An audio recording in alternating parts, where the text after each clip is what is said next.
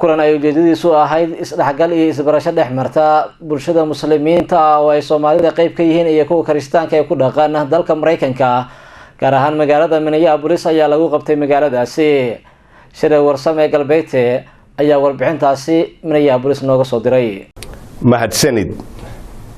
masjidka weyn ee Abubakar al-Sadiq ee ku yaala magaalada Minneapolis ayaa isagu u sameeyay Sooryo Afur jaaliyada iyo dadka ku xeeran agagaarka masjidka Abubakar al-Sadiq taasoo culimadii halkaasi ka hadashay ay ugu sheegeen wanaaga iyo sharafta ee loo hayo dariska iyo waxa ay diinta islaamka ka qabto. Sooryo sharaftii halkaasi ka dhacday iyo waliba khudbadihii iyo waxa ay diinta ka qabto la dhaqanka dariska waxa ay u dhacday sida tan. Assalamu alaikum wa rahmatullahi wa barakatuh to our Muslim guests. And greetings and salutations to our neighbors, our community members who are coming tonight to our annual Abu Bakr Siddiq Islamic Center community iftar. This is our time where we invite members of the community, different people from many different organizations to come and kind of see how we do things at Abu Bakr Siddiq Islamic Center, to come in and join in the celebration of breaking the fast on this 22nd night of the holiest month in the Islamic calendar, the month of Ramadan, which is a month that is beloved and sacred to all Muslims across the globe. Really, there's no phenomenon quite like it in any organized religion, where people of all different backgrounds and all different walks of life fast from sunrise to sunset every single day for 30 days. أعوذ بالله من الشيطان الرجيم. وسيق الذين اتقوا ربهم إلى الجنة زمرا حتى إذا جاءوها وفتحت أبوابها وقال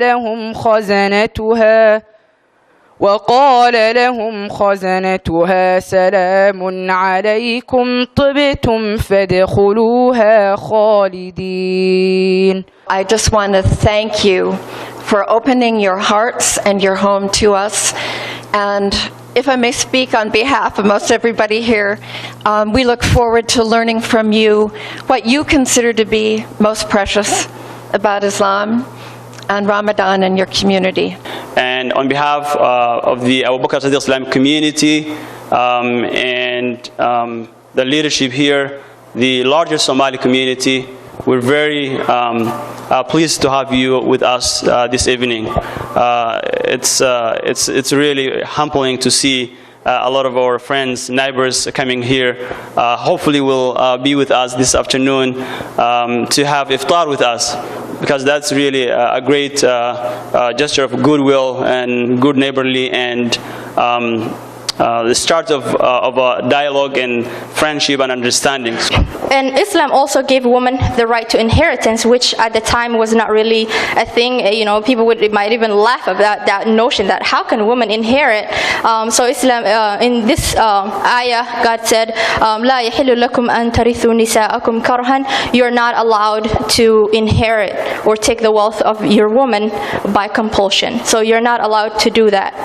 Islam gives women more rights over their children than the father himself and any other person. So this is a hadith, which is narrations from the Prophet, where a companion came to the Prophet ﷺ and he said, "Who has a right over me?" And so the Prophet ﷺ said, "Your mother." And he said, then after that, he said, "Your mother." And then he asked it again, and he said, "Your mother," the third time. And then he asked it again, and the fourth time he said, "Your father." Ya Allah, to kneel in submission until your knees grow a pair of lips and plead forgiveness, to expand the length of your arms in hopes that your fingertips will caress the iron gates of the seventh heaven, or until the sky descends, bashful in your self-pity, hospitable to your desolation. If the same brain that brings to life soils your palms and souls your heart, know the lightning strikes and rejoice to your being forgiven.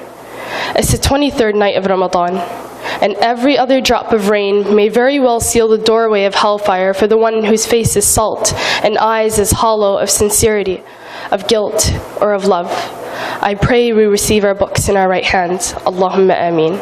We as Muslims would be the first ones to take it personal. And the same goes on for all of the other prophets whom have come before, such as Noah, Adam, and Abraham. So Islam in itself, it is not a new religion. The same way that Jesus complemented the message of Moses, Islam comes to complement the message of Jesus, Moses, Abraham, Noah, and Prophet Muhammad, upon whom be peace. So the message really is nothing more than a continuation of the messages that came before. And that is precisely also why, after proclaiming with your mouth and your heart that Allah is the one and only entity worthy of worshiping, the only deity worthy of worshiping, and that Muhammad is not his only messenger, but that Muhammad is his final and last messenger, all while confirming those messengers that came before it, such as, again, Jesus, Moses, Abraham, and all the messengers that came before it. When we hear the theory of Ramadan, we think it's kind of punishment for ourselves, but it's not. It's not. And the Ramadan is not a torture for us. It's not a punishment. It's a form of worship. And we're happy to do it. I'll welcome you and Mr. Abu Bakr as-Siddiq. And I hope we will see you again and again. This is not the first time, and this will not be the last one. And inshallah, welcome all of you. We are not here, some of us, to convert the others. That's not the aim for this gathering. The aim for this event is to build a relationship, to bridge the gaps between Muslims and our neighbor, non-Muslims. ugu dambeyntii ayaa halkaasi mas'uuliyiintii masjidka Abu Bakr al-Siddiq ay uga mahadceliyeen dadkii ka soo qayb galay Sooriyadaas afurka ah. dadkana waxa ay ka raali noqdeen sida ummadda Soomaaliyeed ee muslimiinta ah ee iyagu degan magaalada Minneapolis ay u soo dhaweeyeen. shiree ursame galbeete telefishinka caalamiga ah ee Somali Cable magaalada Minneapolis dalka Mareykanka.